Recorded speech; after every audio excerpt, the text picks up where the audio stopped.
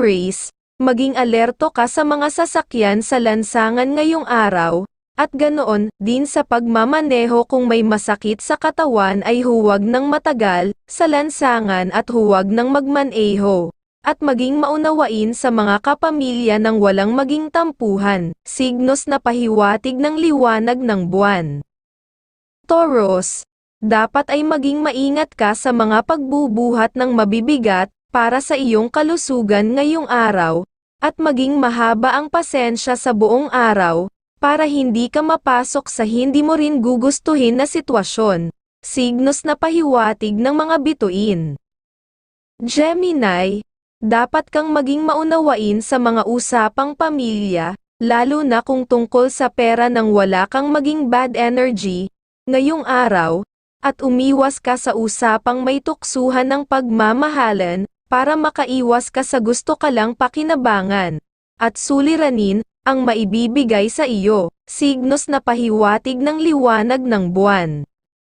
Cancer, dapat ay nakapokus ka at manigurado sa mga ginagawa mo ngayong araw, para hindi ka mabutasan ng may mga inggit sa iyo, at huwag kang maniniwala sa kausap, na malaki ang kikitain sa pera na ilalabas mo sa kanila, signos na pahiwatig ng sikat ng araw.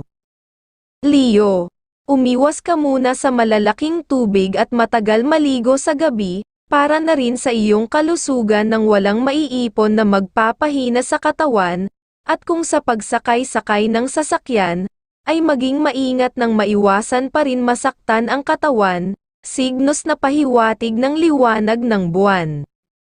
Virgo, umiwas ka muna makisama sa mga kaibigan, kahit matagal na kayong nagsasama sa mga lockeran, nang makaiwas ka sa biglaang tukso sa pera, at sa relasyon at huwag ka rin aayon kagad, sa mga gusto ng mga makakausap, nang wala kang maging suliranin ng hindi mo inaasahan, signos na pahiwatig ng sikat ng araw.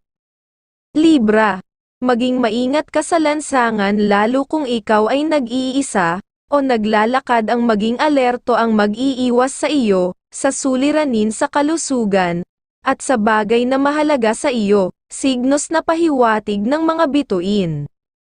Scorpio, dapat ay may isipan kang laging manigurado sa iyong hawak na pera, at maging matahimik ka na masungit kung kaya, para walang magtatangkang maghiram sa iyo ng pera, nang maging maayos ang iyong araw, signos na pahiwatig ng sikat ng araw.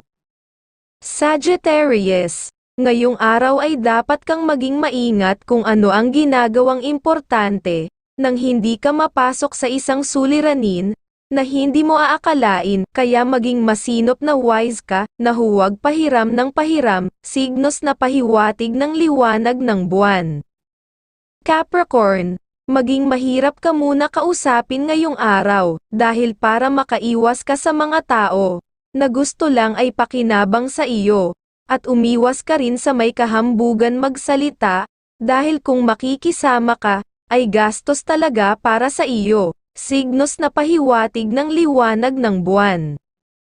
Aquarius, maging mahaba ang iyong pasensya ngayong araw, sa kapamilya at ganoon din sa trabaho, at umiwas ka rin sa alak lalo na sa gabi para sa iyong kalusugan, signos na pahiwatig ng mga bituin. Pisces, pag-iingat sa iyong kalusugan, dapat ay huwag muna gumawi sa alam mong nakakahilong lugar na mabaho, mag-iipon ng ikakasakit sa katawan mo, at huwag ka rin aayon sa gustong mangyari kagad, ng makakausap dahil lalo na kung sa pera, mainam ang maging wise na maingat ka ngayong araw, signos na pahiwatig ng sikat ng araw.